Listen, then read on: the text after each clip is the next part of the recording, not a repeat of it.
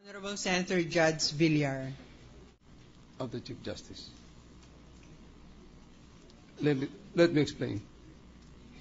Nahirapan po ako dito sa aking desisyon na ito. Pinapanood ko po mabuti ang mga hearings natin. Nalulungkot po ako sa maraming mga bagay na nangyayari noon. Dito sa properties po, nababasa natin 45, hindi ko po binilang yan, 5 lamang aking binilang. Doon sa 82 accounts, hindi ko rin po binilang yon, 4 lamang po ang aking binilang. Doon sa $12 million, hindi ko rin po matanggap yon. Binilang ko lamang ay 2.4. Ang desisyon ko po ay base sa kanyang inamin po na kanyang pag-aari. Ito po ay yung $2.4 million at yung 80 million pesos. Dito po medyo ako nahirapan dahil alam po naman natin na ang posisyon po ng pangunahing maestrado ng ating Korte Suprema ay siyang pinakamataas. Ay siyang merong pinakamataas na batayan ng integridad. Nabalitaan ko po yung isang empleyado na nahatulan dahil hindi nagdeklara ng kanyang tindahan. Nahirapan po ako dyan. Bagamat mabigat po sa aking kalooban, talagang naniniwala kasi ako na dapat ideklara ang FCDO account.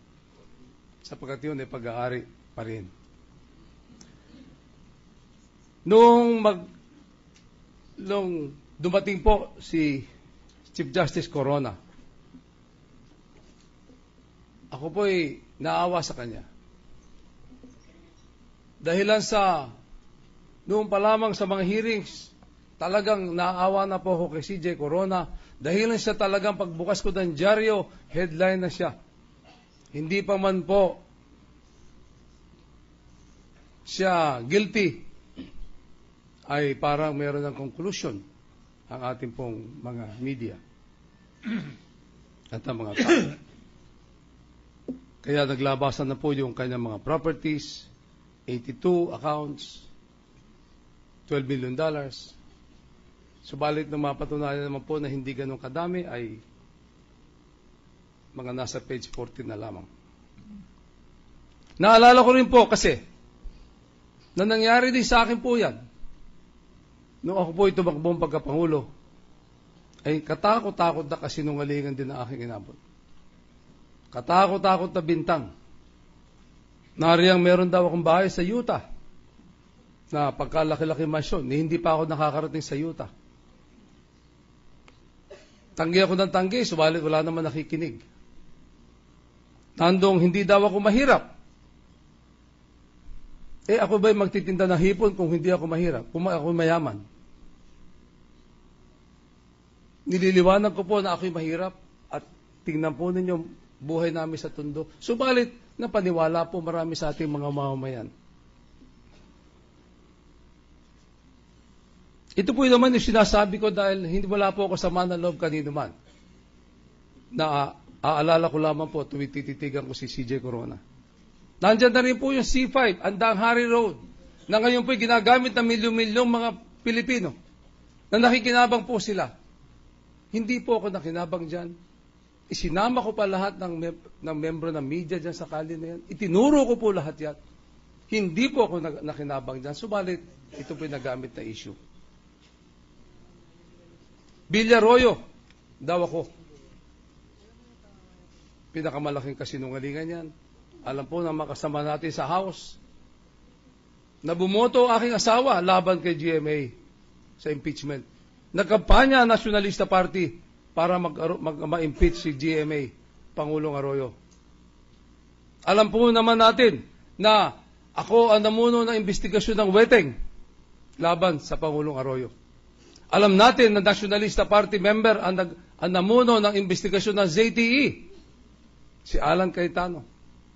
Alam natin na Nationalista Party member ang namuno ng pag-imbestiga sa Hello Garci.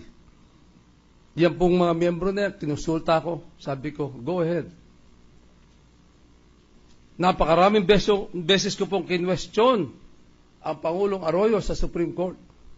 Subalit, sa kabila niyan, sinabing ako'y Villaroyo at anuman tanggi ang gawin ko. Alam naman na may kandidato po noon si Pangulong Arroyo na iba. Wala pong mangyari. Dahilan po, may konklusyon na ang media. Inuulit ko po na wala na ako sama ng loob, nakalimutan ko na po yan. Tangat nga lamang at naalala ko, tuwing maalala ko rin si CJ Corona ng huling araw. Marami pa ho yan at ayoko na lamang banggitin ngayon, hindi siguro po ito ang tamang panahon. Dahil unang-una nakalimutan ko na nga po yung mga bagay na yan.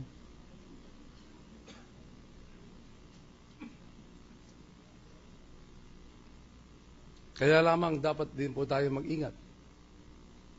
Yung pagwasak po ng pangalan ng isang tao, isang bagay na dahan-dahan po tayo. Hindi naman po kailangan yan.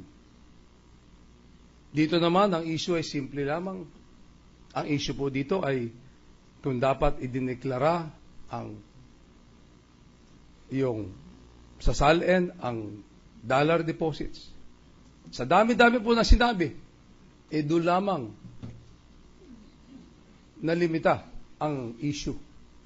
At dito po kami halos lahat gumawa ng desisyon sapagkat hindi naman po namin matanggap na hindi kailangan ideklara ang FCDU account. Bagamat ako po'y bumoto ng guilty, naniniwala po ako mabuting tao si CJ Corona. Ito ay isang error in judgment. At inuulit ko po na napakataas po ng antas ng integridad na kailangan sa posisyon ng pangunahing maestrado ng ating pong Korte Suprema.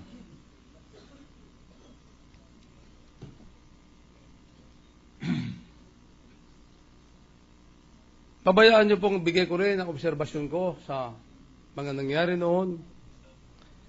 Ako'y nalulungkot din na meron tayo, at sana wag na po mangyari sa mga darating na panahon ng illegal na pagkuha ng mga ebidensya ay parang normal o binabaliwala natin. Napakahalaga po niyan sa ating sistema ng hustisya. Napakahalaga ng isang ebidensya na hindi legal ang pagkuha ay hindi pwedeng tanggapin. Sana po, yung mga hindi na maulit, yung mga little lady, yung mga mailbox, mga Mr. Anonymous, yan po, sabi nga ni Congressman Pariñas, mga palusot. Huwag na po sana maulit dyan sa mga darating na panahon. At huwag na rin po sana maulit yung walang pakundangan na paggamit ng mga ahensya ng gobyerno. Mahalaga din po na mahalin natin ang kalayaan po ng ating mga institusyon. Yan po ay magpapalakas ng ating demokrasya. Mahalaga po sa akin ang mga bagay na yan. At inuulit ko po, naniniwala ako, mabuting tao si CJ Corona. Subalit, dito po sa issue ng FCDU account, nagkamali po siya rito. Naniniwala po ako na dapat pantay-pantay ang implementasyon ng batas na ito. Mayaman man o mahirap, miyembro man ng Korte Suprema o pangkaraniwang mamamayan. Kaya po ako ay bumoto ng